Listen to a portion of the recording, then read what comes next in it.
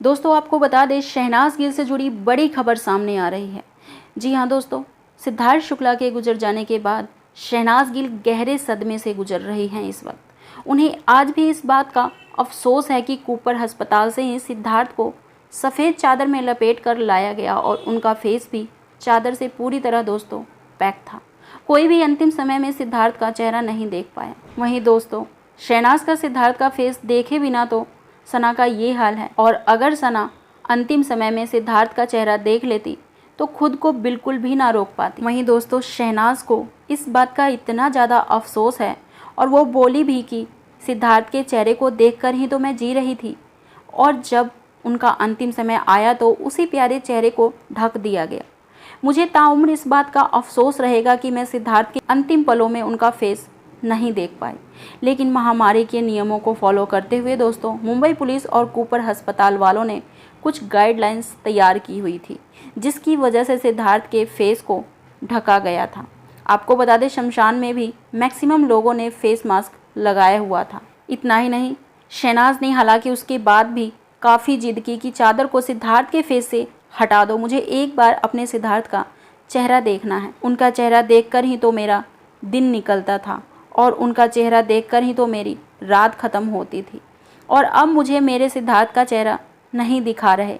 लेकिन आपको बता दें, बाद में जब सिद्धार्थ के परिवार और शहनाज के भाई ने उन्हें समझाया कि ये गाइडलाइंस माननी ज़रूरी है, तब शहनाज ने बड़ी मुश्किल से खुद को समझाया। लेकिन आज भी चेहरा ना देख पाने की अफसोस उन्हें है और शायद दोस्तों हमेशा रहेगा। आपको बता दें, शहनाज फैमिली की इसके पीछे एक और भी सोच थी कि जब बिना चेहरा देखे शहनाज का रो रो कर ये हाल है, तो कहीं ऐसा ना हो कि सिद्धार्थ का चेहरा देखकर कहीं वो बिल्कुल ही ना टूट जाए और कहीं कुछ अनहोनी ना हो जाए। दोस्तों सभी दर्शक और पूरा देश अच्छे से जानता है कि शहनाज की जोड़ी के प्यार की मिसालें लैला मजनू, हीर रांझा, सोनी महिवाल की तरह दी जाती है, और हमेशा इस जोड़ी को देखकर यही फील आता है कि they are made for each other. और अब जब सिड इस दुनिया में नहीं रहे तो ऐसा लगता है कि सिड के जाने के बाद शहनाज का तो जैसे संसार ही उजड़ गया। दोस्तों जैसे ये कोई चक्रवाती तूफान आया और अपने साथ सब कुछ बहा कर ले गया। जब से सिड गया है दोस्तों, ना तो शहनाज ने ढंग से खाना खाया है और ना ही ढंग से सो पाई है। सिद्धार्थ और शहनाज दोनों के परिवार शहनाज को समझा रहे हैं कि बेटी अब सिद्धार्थ तो चला गया है, कम से कम तू तो अपना अच्छे से ख्याल रख। लेकिन ये सदमा तो जैसे शहनाज को नॉर्मल नहीं होने दे रहा है। दोस्तों बार बार शहनाज सिद्धार्थ की यादों में चली जाती हैं और कहती हैं, अब कौन सुनेगा मेरी बकवास, कौन मुझसे लड़ेगा, किसके सहारे रहूँगी। कभी कहती हैं, नहीं जीना है मुझे सिड के बिना, मुझे अब ये संसार ये दुनिया अच्छी नहीं लगती।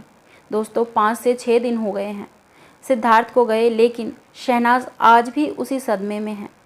हे भगवान, शहनाज को इस दुख को सहने की ताकत दो और उन्हें इस सदमे से बाहर निकालो, मेरी बस आपसे यही प्रार्थना है। और दोस्तों इन शब्दों के साथ सिद्धार्थ को श्रद्धांजलि देते हुए मैं आपसे विदा लेती हूँ। Miss you again Sid.